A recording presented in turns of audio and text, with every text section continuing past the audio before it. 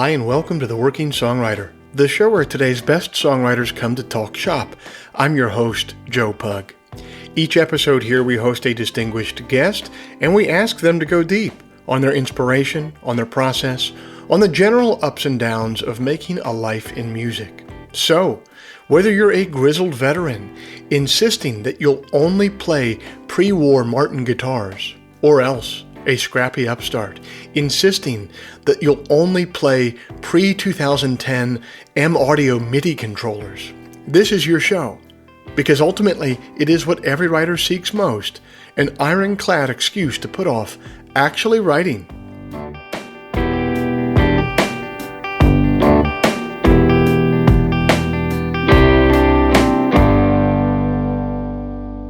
Hey everybody, it's the last Friday of January 2023, and I thank you for joining us. This week's show is brought to you by Bandzoogle.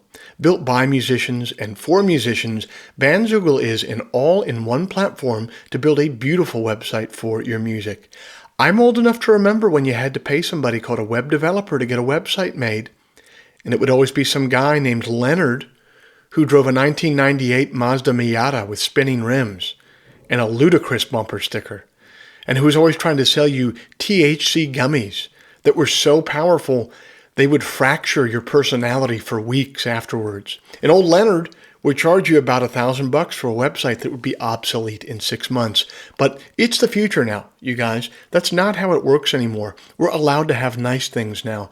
One of those nice things is Bandzoogle. Bandzoogle powers the websites of tens of thousands of musicians around the world, from weekend warriors to Grammy winners. All the features you need for a professional website are already built in. Hosting and a custom domain name, dozens of fully customizable design templates, and they just announced this year that they have surpassed $100 million in commission-free sales for their clients through their website. So Bandzoogle over there just killing it.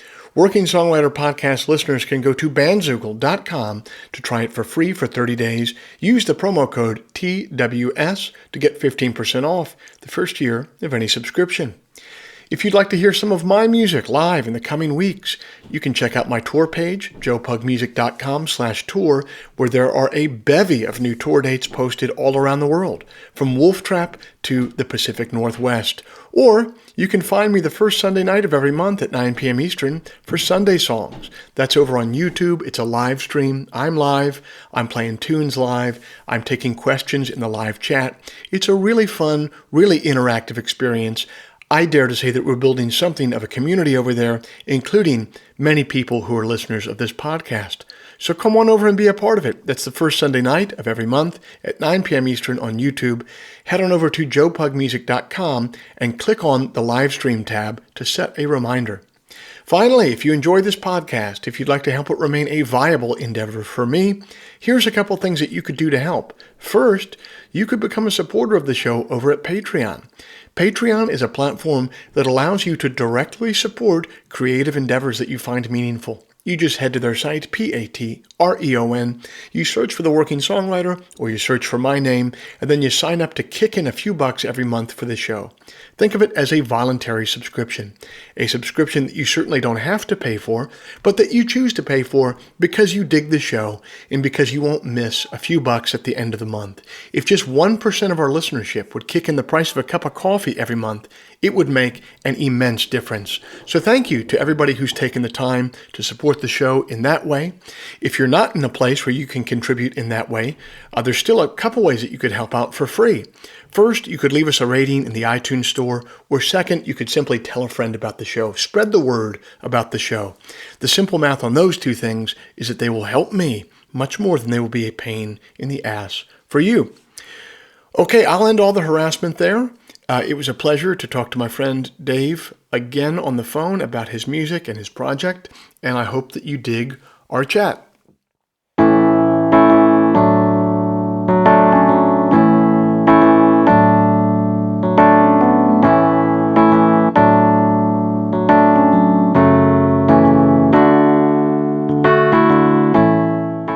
Our guest this week is an alumnus of our show already, and we are thrilled to have him back.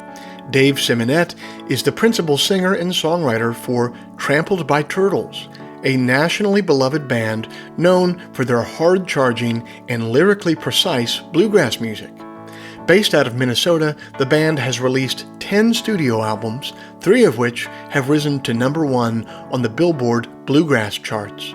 They have appeared at Coachella, Bonnaroo, Lollapalooza, Austin City Limits, and pretty much any other American festival of note. They have appeared multiple times on episodes of The Late Show with David Letterman. Their latest album, Alpenglow, was produced by none other than Jeff Tweedy at the storied Wilco Loft in Chicago. Rolling Stone says that they have been redefining string music for 20 years. I got a chance to catch up with Dave on the phone a few weeks ago and hear about his musical journey since the last time that we chatted.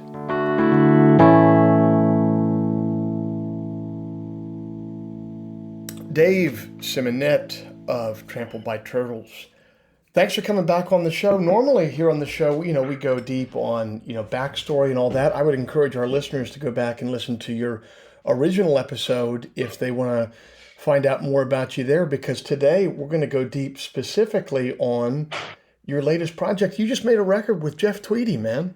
This is amazing. Yeah, thank you. We did, and it was honestly my favorite recording experience I've ever had, and for a lot of reasons. But one of the main ones was definitely Jeff's work in the studio. So let's start here. Were you a Wilco fan growing up? Yeah, yeah. I was I was an Uncle Tupelo fan when I was a young, and a Wilco fan pretty much my musical life. So I guess you grew up Midwest. So yeah, I guess Uncle Tupelo definitely would have been in the water as well, huh? Yeah. I don't remember exactly when I first heard that band, but a friend of mine gave me a CD of their, I wouldn't say maybe it's like a greatest hits. It was like 89 to 93, or I don't remember the actual numbers on it, but and it had like a kind of a collection of their songs, and I had never really heard anything like that. And I feel like a lot of people's experience with that band was kind of similar. It was like, well, yeah, I guess you could do that. I hadn't thought about that before. And just the songwriting and of both of those guys, Jay and Jeff, and how kind of raw it was. I just loved it. And so I've been following ever since. Yeah, I think a band like the Byrds gets the credit for being like proto-Americana music, and I think that's right. Like they really Sure. blazed the trail. But I think certainly this is Wilco, but I think almost to more of a degree, Uncle Tupelo really kind of kept the flame burning for that kind of roots music that, I mean, now we call it Americana because it's kind of like a catch-all term, but it's basically just like roots music that doesn't fit in country, doesn't fit in jazz, doesn't fit in any of that. It's just like this American music. They were the standard bearers there in the 90s. Yeah, well, they also kind of roughed it up a little bit, you know. You listen to, I mean, I love the Byrds and Graham Parsons and all of that stuff. It's all very beautiful, and you get to Uncle Tupelo, and it sounds like they're recording in their garage, the first stuff, with just, and I mean that not to say that the recordings are of poor quality, but it's just this energy. They're just live, you know, and they brought a little bit of maybe a punk rock attitude to what probably called country music at the time, which I think was really innovative, you know. Yeah, because punk had happened between the Byrds and them. You'd Yeah, had the yeah, whole British invasion of punk music, and then you'd had the hardcore thing come out of DC. Like that, it's interesting. They were a band that weren't going to let that go unnoticed in their own work. you know, it's just the amalgamation of influence. Those guys grew up listening to, you know, so they add in you add in all the bands that happen between the Byrds and Uncle Tupelo, and you know all of that gets in there as well, and this just kind of shows the kind of the fluidity, I think, of music as we go along. Every new band has the benefit of all of the bands that came before, you know, in some way if they choose to listen. They used all the bands between Uncle Tupelo. I'm sorry. They used all the influences between the Byrds and Uncle Tupelo, except for Stryper and Warrant. I don't know, man. I bet Jeff would disagree with that. Yeah, probably. Probably. I can hear some more.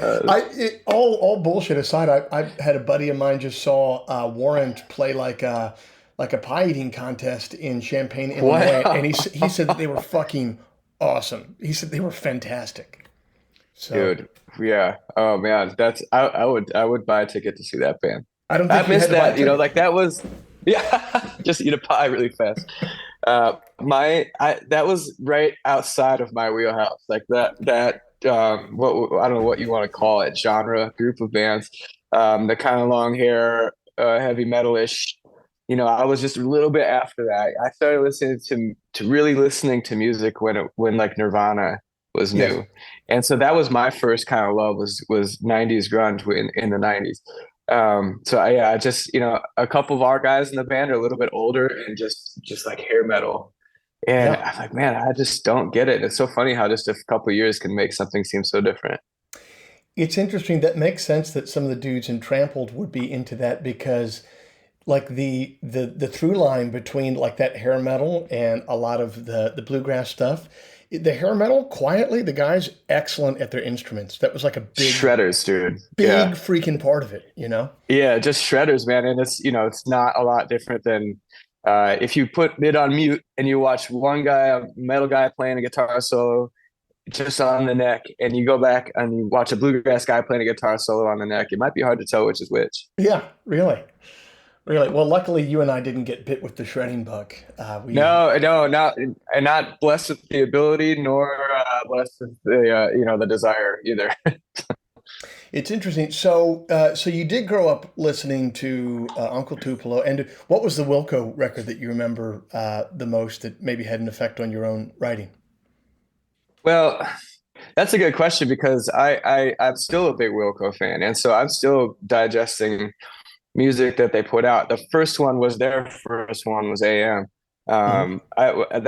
Record it really blew my mind when it came out, and I don't remember the year, but mid '90s maybe, Yeah. something around there. I was in high school, just starting to play guitar, just like fantasizing about writing songs, and that came out. And so I mean, I feel like I've I would say maybe with a couple exceptions, I've pretty well digested every record that band's put out to us, and that's the thing about Jeff in particular, but that band is that they continue to make amazing music, and they like he's one of those guys that is all he's still searching for the magic, And I feel like that's the secret for a really long life in this world is in music, and writing especially is like he's not satisfied yet, and just keep looking for new places to go lyrically and musically, and I think they're a great example of that you can do that your whole life.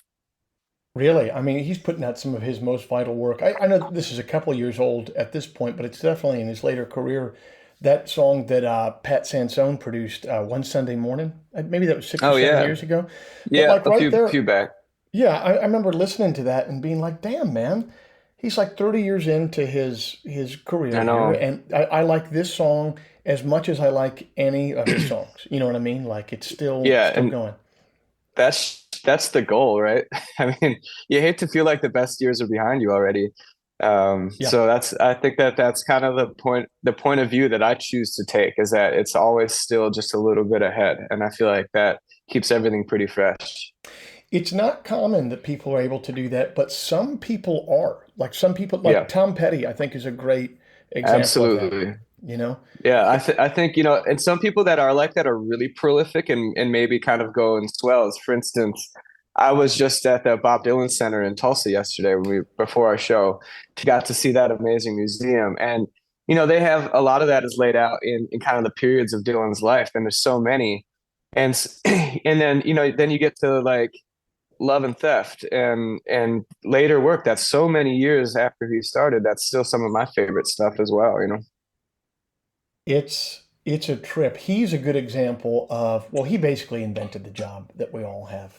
You know, Woody Yeah. Guthrie such. So Yeah. he invented the gig. But Yeah. what's interesting about him is, when he comes on the scene with blowing in the wind, he's like 23 years old or something like that, right? So I you, know. you have like this Yeah. 50, 60-year period of work. He remained vital. Petty remained vital until they made the blues album Mojo, which I'm out on. Um, Yeah, well, you're bound to slip up once in a while. Like odds are, right? just don't make the blues. Just don't make the blues album. You start getting into the Steven Seagal territory really quickly Man, when you. that's where a lot of like 55-year-old dudes go, man, This is a into little the bit of a blues. tangent, and I promise it'll be a quick tangent. A family member of mine once got hired to be a backup singer in Steven Seagal's blues band, and they toured Russia, Really? and he fucking stiffed them. He stiffed He he didn't pay stiffed him. my didn't pay my cousin at least. Man, Yeah, that's old school. it's old school. Yeah, She wow. also said that he would do stuff like he would call everyone. He'd call your hotel room at like 12:45 in the morning and be like, "Band meeting." Oh my God. And then he'd call a band meeting at 1 o'clock in the morning. Well, yeah, Anyway, it's amazing. I Yeah, promise that will be a that's quick one. that's funny, man. But yeah, I mean, like, I think Tweety like really does. He does show the way forward creatively. I think the other reason that he's been able to have like this very long tail as a creator and a writer is he's always been very outside looking in. I don't know him at all, but he's always been very, from what I can tell, savvy on the business end. They've kept a lot of stuff in house. Done Yeah, a I lot think of you're right stuff about that. affordably, and that allows you to stay in the game, man. When you do stuff affordably and smartly. Yeah, and they seem pretty independent, you know. I know they've been through their struggles with record labels or whatever, but being at the Loft, they just have kind of a headquarters there. You know, they have like the publishing side of things, the recording side of things, the label that they have now. You know, uh, they've just kind of made this, for lack of a better word, like an office building. Yeah, And those guys come and go. They go to work every day. And Jeff's, I was talking to him about his kind of his daily routines because we might have actually talked about this on the last podcast. I don't remember, but there's this really good book by, I think it's Matthew Curry. It's called Daily Rituals, and it's like a collection of all of these artists throughout history and what just like a little page or two of each person's just their daily schedule, from interviews with them or people they worked with or whatever. Like Beethoven's in there, Voltaire. So it's just super interesting to me to see how these amazingly creative people spend their time, and kind of motivational for me to keep at it in that way. So I asked Jeff about his, and he's kind of, when he's not on the road, you and me and people in this business, we have like a tour schedule and a home schedule. It's kind of impossible to have one. But his home schedule is he goes to the studio in the morning every day, and he has either he's producing somebody's record, or he's writing, or he's recording his own stuff, or whatever. But that like the working day hours are spent there in some way. And I just thought it sounds really simple, and you're like, of course, once you think about it, yeah, you put so much music out. Of course, that's how you work. But to me, I was like, you know what? That's a great idea, man. like yeah. like you get up and go to work every day like everybody else does, except you do it in our line. And that it was cool to watch that, and how just being in that space every day made it so much easier for him to work in there, I guess. So what you're telling me is that you're going to build an office building in the Boundary Waters. Yeah, Uh, yeah, that yeah, sounds. yeah, yeah. Just outside the boundary water. That'll be your version of it. So I would, yes, something before like we that. get to the genesis of this specific album, how did you guys link up in the first place? You toured with them a bit, didn't you, years ago? So we had we no yeah a few years ago we had a few Midwest shows lined up with them, kind of a co-headline thing, and a couple us opening for them, and a couple which got canceled by COVID. Oh, And that was one of the stretches that we were thankfully able to reschedule. And we were at the same time we were planning on making a record, which all of that got kind of pushed down the road a ways. Excuse me. So in the process of rescheduling those shows with Wilco, we were also rescheduling a recording session. And the conversations kind of became a little bit parallel to the point where I started thinking about, we as a band were thinking about, well, what do we want to do with the record? Do we want a producer? Do we want to do it ourselves again? How are we going to make this something different than the last thing we did? And we agreed to look around at producers, and while we're having this conversation, we're talking with Wilco, and he was just like yelling at my face, like, how about Jeff Tweedy? And which seemed to me like a long shot, but we asked him, and he said yes, and we had the same time free on the calendar, which worked out wonderfully. Originally we were planning on going down to Sonic Ranch in Texas, which we'll still plan on doing because that's like kind of a place I've always wanted to record. But once Jeff came on board, he really wanted to work at the Loft. I was still, we were still kind of trying to talk him into getting out of town, but so he had me come down there, check out the studio, and here's some stuff that they recorded in there. And this, honestly, the second I walked in that place, I thought that this will work great. It's just kind of perfect for our band. We're able to sit in a circle and play together live, which is what we wanted to do, and that's what Jeff wanted to do. There's no separate control room in there. It's just kind of in the room, little divider wall. Very, very casual, but very nice. And just, the more guitars than I've ever seen in my life. So I was like, yeah, I'll come here for a week. What, how far, when he came on board to produce, how far were you in the writing process at that point? Had you written it all? Had you written none of it? Where were you? I had written most of it. And because, like I said, we were looking at recording a year before that. However, I will say that a lot of the stuff I had written initially, which I ended up recording myself in like my kitchen and putting out as a little EP called Orion. A lot of that stuff didn't make it. And that extra time, which I rarely have, this is the first time in my recording life where I've had recording sessions scheduled and have it get canceled and then, not come back to it for another year. So I had a kind of all this bonus time and ended up writing all of this other stuff. I felt very, when we were all off the road, at first I had a real hard time being creative. And then later in that time, I feel like I just was more productive than I've been in my whole life, really, in one condensed amount of time, and just wrote like crazy. So I had a bunch of stuff. The band hadn't heard most of it.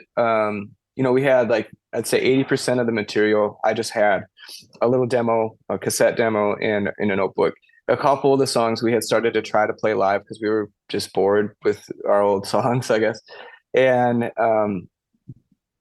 so, yeah, it was mostly done. I thought when we got there. However, Jeff, with starting with the first song we recorded in there, Jeff made it real clear that there are a lot more possibilities for these songs than I had originally imagined, and proceeded to help us kind of take them all apart and put them back together again.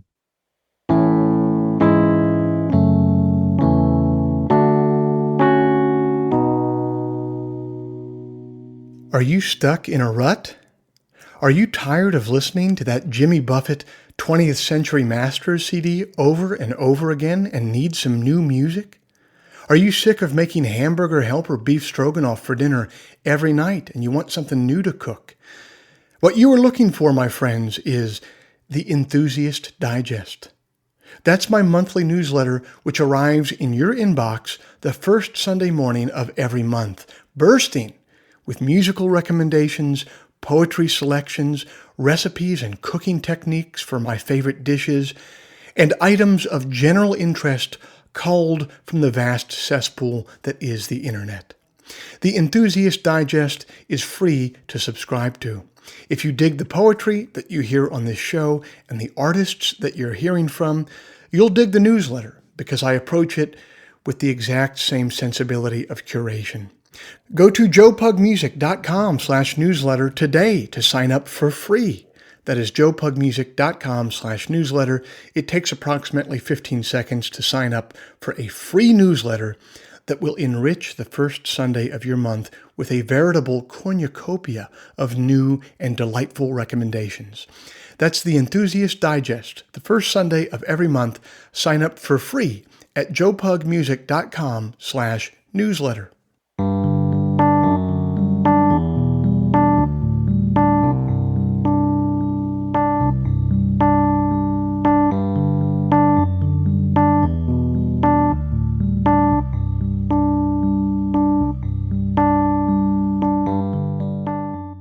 Dave has been playing with the Turtles for over 20 years, and yet he's constantly found ways to reinvent the project. This latest album with Jeff Tweedy is only his most recent foray into making the endeavor new again. And there's a wry poem by Dana Gioia that explores the expansive feeling of possibility that reinvention can bring. It's entitled New Year's. Let other mornings honor the miraculous. Eternity has festivals enough. This is the feast of our mortality, the most mundane and human holiday. On other days, we misinterpret time, pretending that we live the present moment. But can this blur, this smudgy in-between, this tiny fissure where the future drips into the past, this fly speck we all call now, be our true habitat? The present is the leaky palm of water that we skim from the swift, silent river slipping by. The new year always brings us what we want, simply by bringing us along. To see a calendar with every day uncrossed, a field of snow without a single footprint.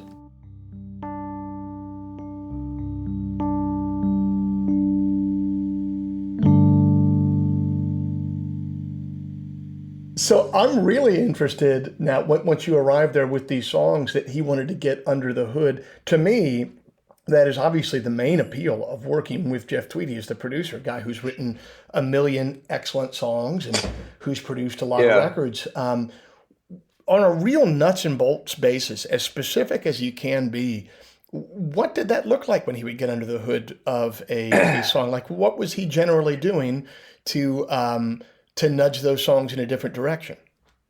Sure. I'll give you the example of the first song we recorded because we were playing this one on stage a lot, and we were like, we're happy. You know, we know this song. We rehearsed it. We played it. We changed it a little bit. So we were like, let's knock this one out real quick, you know. Arrogant, maybe.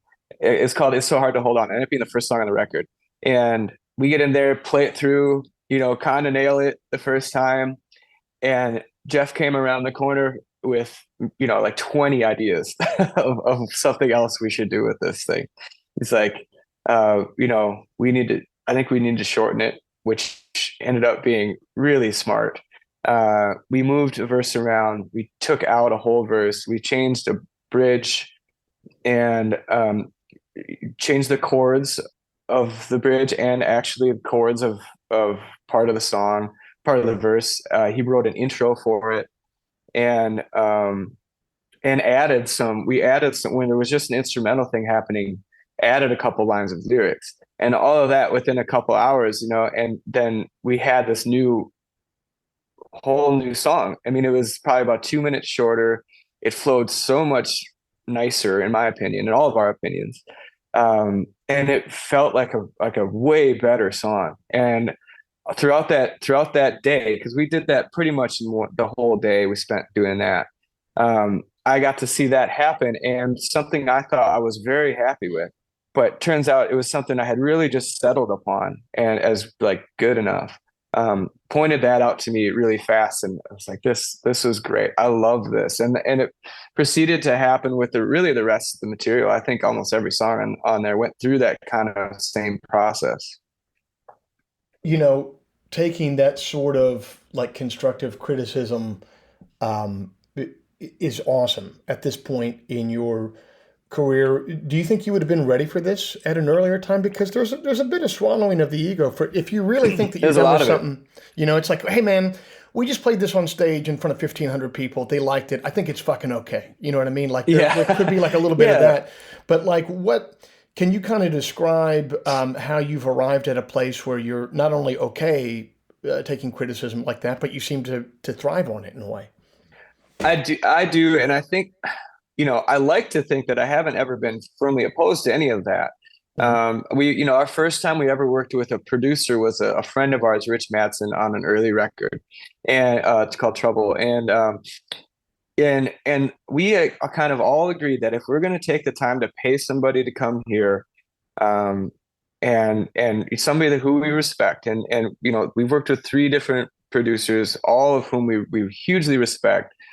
um, Rich Madsen, Al Sparhawk from Low, and Jeff. And you know, we're the reason that we're bringing them here is to change what we're doing. And like we can record ourselves just fine.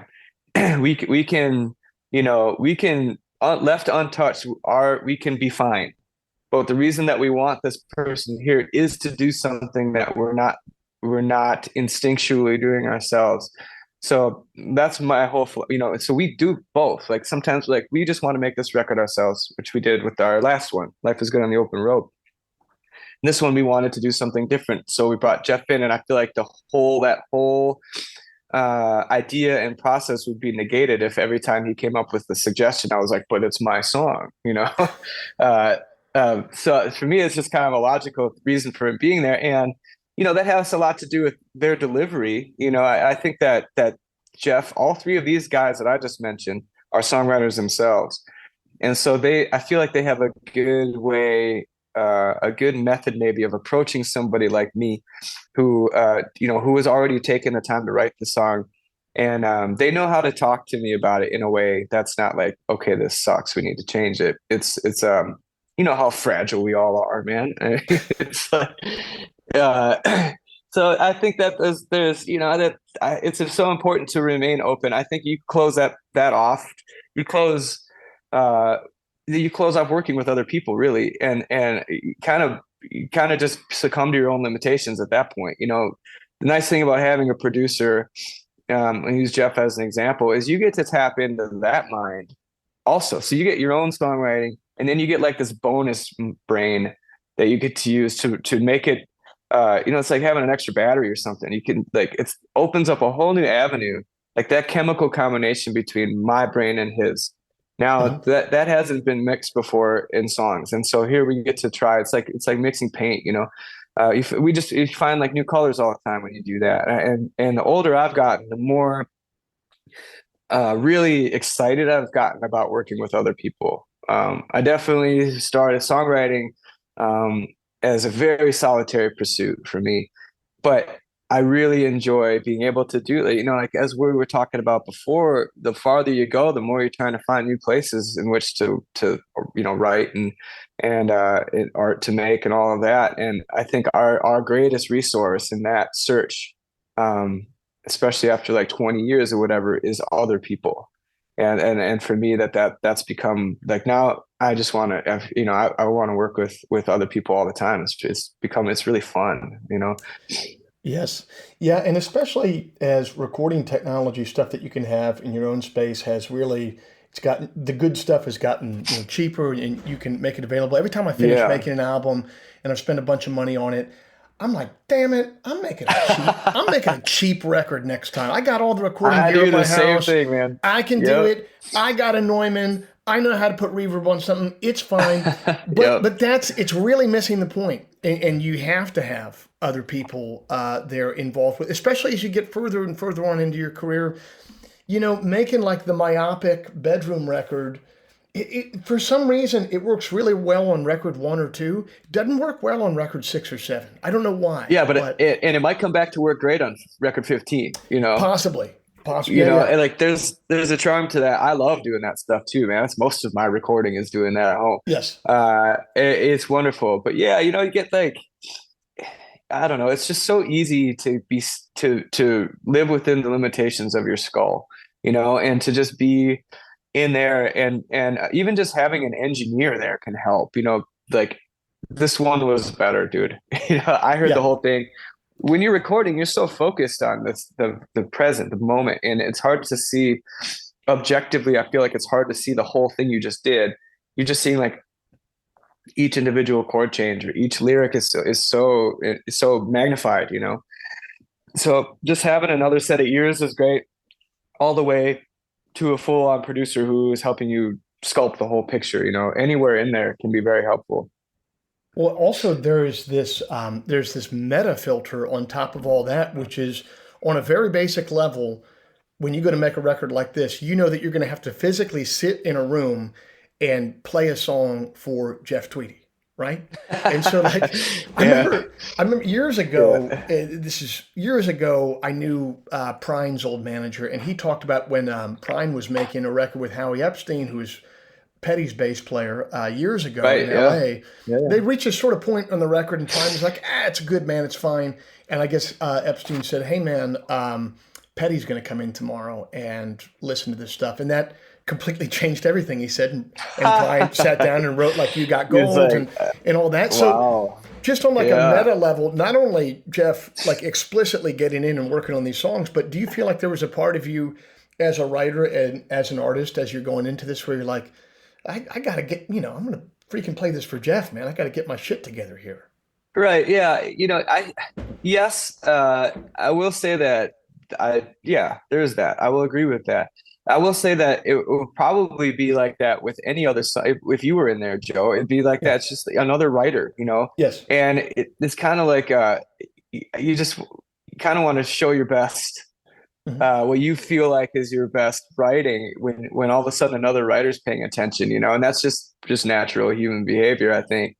Um, yeah, I feel like if you're remodeling a kitchen and your buddy who's a carpenter comes over, you start like, all right, you Yeah. want to make sure that the joints are tight. Hundred Uh, percent. Hundred yeah, percent. it's like that. Just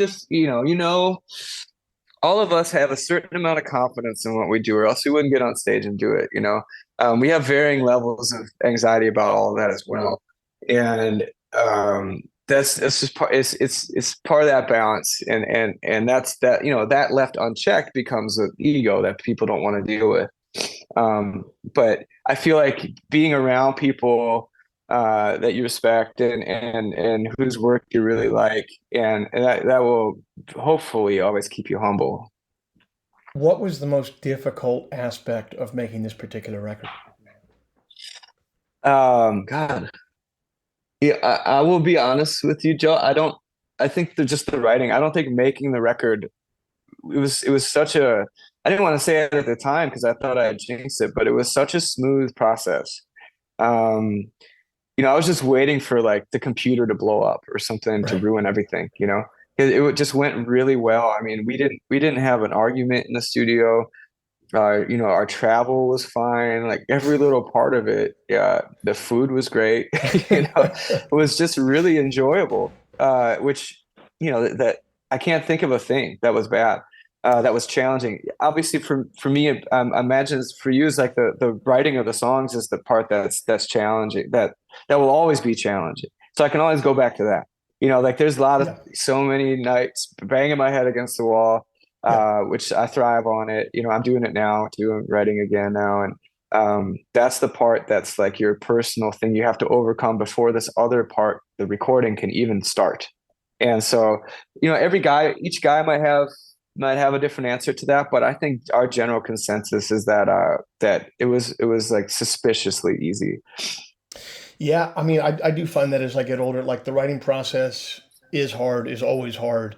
But then when you go in to record it, like if you really have it written and things are written and you've thrown out all the really crappy stuff and you have pretty decent material to go into the studio with, I find not only does it not only does it go well and easily, but it's kind of over before you know it, and you're like, "Damn it, that was kind of my Yeah, reward. Can we just do? yeah. Can we just do the last 5 days again? Because Am that I was, going home already? yeah, Yeah. And we did, we actually went home early. I think we had a week booked, which, we're recording live. I sang everything live, and that was the keeper vocals and everything. So that's not too short of a time. When we've done records where we've done a little more piecemeal, we need more than that. But we had already planned on, we didn't really have a backup plan in case it didn't work, but we kind of know each other enough where we love to record in that way. But we were there we had 7 days there, and I think I was home on day 5, and oh then the wow, night of day 5, and so they were already starting to mix before the studio time ran out. So it was just, we got so much, and we even added one of Jeff's songs in there hmm uh too. So it felt, and it wasn't, sometimes you go home early, and that's like financially a cool thing, but you could have used the time. right, Everything felt done, and it was just like we all agreed this was great. And when you record live, it gives you that certain creative limitation where it's easier to call something done, I feel like. because Yes. if you hear something a tiny bit off on that mandolin, or so, man, that I really like everything but that one note, you just kind of have to accept it. It's in all the other mics. There's a certain amount of separation we were able to achieve, and we were able to overdub a couple things, more like layering on top of what was already there. But you're really not taking anything fully out. So you trade like perceived perfection for kind of a vibe of an entire group of people playing with each other. And for me, I've always been a little bit more attracted to that than trying to make a perfect recording, which I've never seen, I don't think, anyway. Well, and you forgot the modifier that you used earlier there. It's not a perfect recording. Like you said, it's a perceived Yes, yeah, perfection because and it's, that can be a rabbit hole, man. yeah. I've had that experience before. Recording mostly recording myself, because then there's not even somebody there to stop you from going down it. Yeah, It's like, uh, that's like a really 1970s 80s thing. I remember I toured for a while with that pedal steel yeah, player Bucky Baxter, and he said, "Pug, oh yeah. in the 80s all we used to do is coke and overdubs." So, Yeah, those things go hand in hand too, man. yeah, yeah, You'd yeah. never be done with that record. Fair Yeah, enough. Fair enough. and then they took all the low end out of it. What do you think?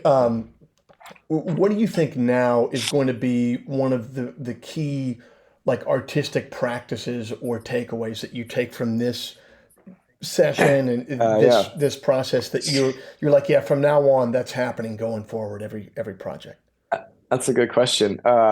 Mine is to really, when I feel like I finished the song, to look back at it, and not just, kind of, I feel like my method is generally I finish the song and I'm just so excited to be done with it and to hop on to the next one.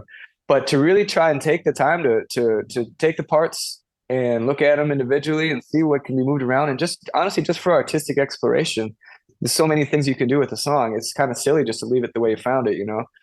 And so I think that, like, watching Jeff do that is really inspirational for me as a songwriter, to like write a song and then go back and say, well, where else could this go?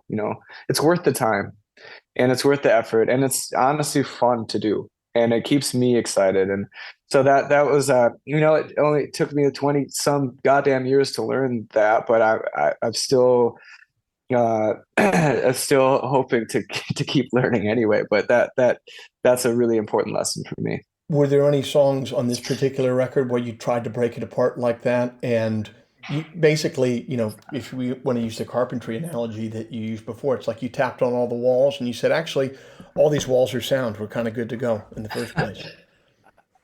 Yeah, I think the only one was the song Nothing. I think it was Nothing But Blue Skies is the only one where we tried a few things and then just went back to, like, we're just gonna play this one, Yeah. and that feels right the way it is. And so it's important to keep that in mind too. Like, that's another experience like that. I feel like is early takes in a recording, right?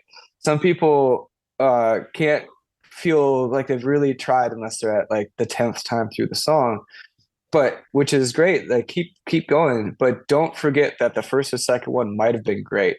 It's okay if that's great Yeah. too. Like, you should look around and see what there is to see.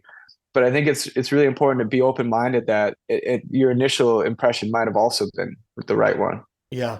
I can't play songs over and over. And I'm a I guy, lose it, man. Yeah, I I can't lose it. either. I can't even do, like, I Lose the don't play with vibe. a permanent band. I bring in different guys for Yeah. different tours. So I let them know early on in the gig. I'm like, I'm not going to rehearse any songs with you. Like, I'm not rehearsing Nation of Heat with you. Like, that's not a thing that's going to happen. So just, you show Yeah. up, So you learn it, and I can't be in that space playing it over and this over is again. good for your fans. They can kind of pick when in the process they want to see your band. If they see a Yeah, tour coming exactly. up and you're going to go to that first show, They're like, you might see some rehearsing on well, stage. But you also might see some magic that will never happen again. That's what that's I like about that that's shit. the positive spin that I put on it. Yeah, and that's how I like to record too, man. I feel like I'm the same. If I get a few tries into a song, and I have to go to the next song, we'll come back to it later, We'll because come back later. I Yeah. start to I just start to try to not mess up. instead of to try to actually play it with my full being, my focus is, okay, don't screw this chord up or don't screw this line up that you messed up last time. And then you're just getting by, and it becomes flat to It me becomes anyway. like accomplishing like a video game level on the original Mario, where it's like, Yeah, well, you're yeah, I like, passed the we level, but I finished it. didn't do each. Yeah. Yeah, like I hit each one of these marks. It's like, great, but nobody wants to Yeah. listen to it, So There's the magic that wanes the second you start playing the song again. yeah. Well, dude, this is an incredible project. Really fun to have you back on the show. Before you go, is the road Thanks, Joe. treating you guys well? How's everything out there? Yeah, it's been great. We had a little hiccup on our release tour at the in last month where I finally got COVID. Oh yeah, I was the yeah. last man standing here in Trampled, and so we had to cut a little short. But we've went home and rested up and back at it, and it's been really fun. And as you know, having a group of new songs to play is like the best time on the road. That's really Everybody's fun. really excited about it, and it's it feels kind of new every night, and the shows have been feeling really great. That's awesome, man. Well, hey, thanks for coming back on the show. It's great to talk to you, man. Yeah, my man, thank you for having me. It's good to talk to you too, Joe. It's been too long.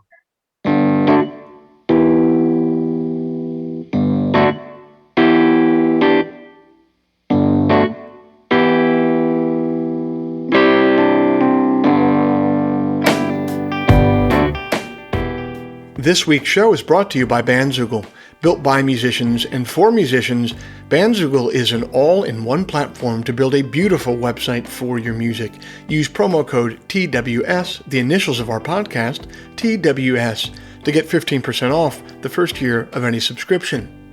Trampled by Turtles' latest album is entitled Alpenglow, available everywhere music is sold or streamed. If before we meet again you sit down to write, please remember, an expensive drug habit is not a song, a compelling Instagram account is not a song, and most importantly, reverb is not a song. So let all that take care of itself, and for you, just keep your eye on the song.